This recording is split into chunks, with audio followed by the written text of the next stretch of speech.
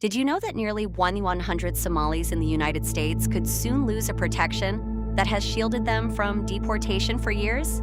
A federal judge has now cleared the way for the Trump administration to end temporary protected status for Somalia, setting off a fight that reaches far beyond one court ruling. It raises a hard question with real human stakes. What happens when the legal safety net disappears before the danger at home does? For years, temporary protected status, or TPS, has been one of the few tools the United States has used to protect people from being sent back into countries facing war, disaster, or extraordinary instability.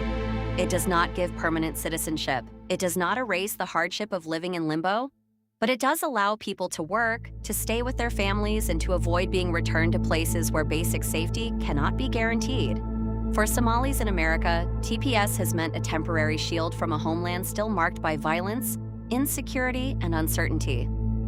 The administration argued that conditions in Somalia had improved enough to justify ending that protection. Critics said that claim ignored the reality on the ground. Somalia remains one of the world's most fragile states, with a government struggling to hold territory, a humanitarian crisis that displaces families, and the persistent threat of Al-Shabaab, the militant group tied to deadly attacks across the country and beyond. Even as officials point to gradual progress in some areas, the central concern remains the same. Can people safely return when armed conflict still shapes everyday life? Sarah says this is exactly why TPS exists in the first place. It is not meant to be a lifetime promise, but it is meant to recognize danger when danger has not gone away.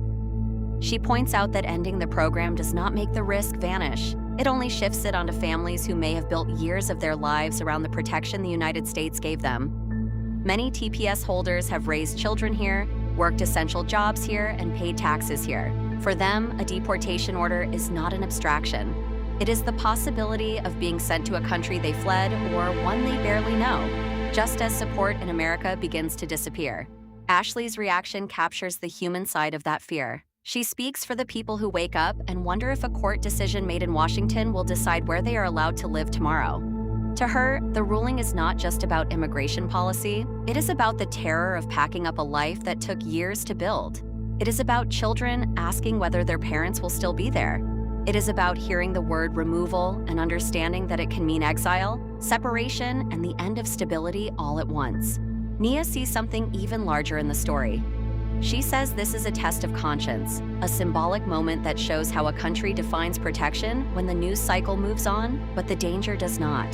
Temporary protected status was created for moments when return would be unsafe. If that standard can be narrowed too easily, she argues, then the law becomes less a promise of refuge and more a political instrument that shifts with each administration. In that sense, the fate of Somali TPS holders is not only about one group.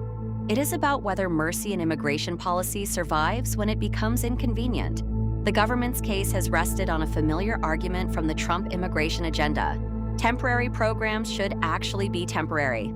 Officials have long said that TPS had drifted far beyond its original purpose, giving people extended stays that were never meant to become indefinite.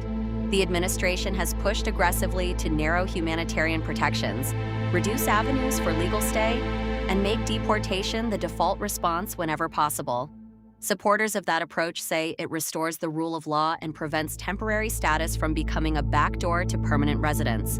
But critics say that framing strips away the reality of the countries involved. They argue that a legal label cannot change facts on the ground, and that Somalia's instability, its fragile institutions, and the threat from Al-Shabaab still make return dangerous. The fear is not theoretical. In a country where violence can erupt quickly and government control remains uneven, losing TPS can mean returning people to conditions that the United States itself once recognized as too dangerous to ignore. That is why advocates have called the decision deeply troubling, warning that it treats human lives like a policy problem to be solved on paper. The legal backdrop also matters. The Supreme Court has already issued a ruling that narrowed the scope of judicial review in immigration disputes, making it harder for some challenges to succeed in court. That matters because it changes the terrain on which these fights are being waged. When courts have less room to examine the details, broad executive decisions can move faster and face fewer obstacles. For TPS holders, that means the shield protecting them can be removed more quickly, even as the consequences move slowly and painfully through real households and communities. What happens next may depend on further legal challenges, administrative timelines, and whether advocates can convince higher courts or future officials to intervene. The end of TPS does not always mean immediate deportation, but it does put people on a path toward it. Notices, deadlines, work permits, and eligibility windows can all change with little warning. That uncertainty is its own punishment because it forces families to live inside a countdown they did not choose. And that is the final warning here. This is not only a story about a federal judge or a policy shift or a technical immigration designation. It is a watchdog alarm about what can happen when temporary protection ends before permanent safety begins.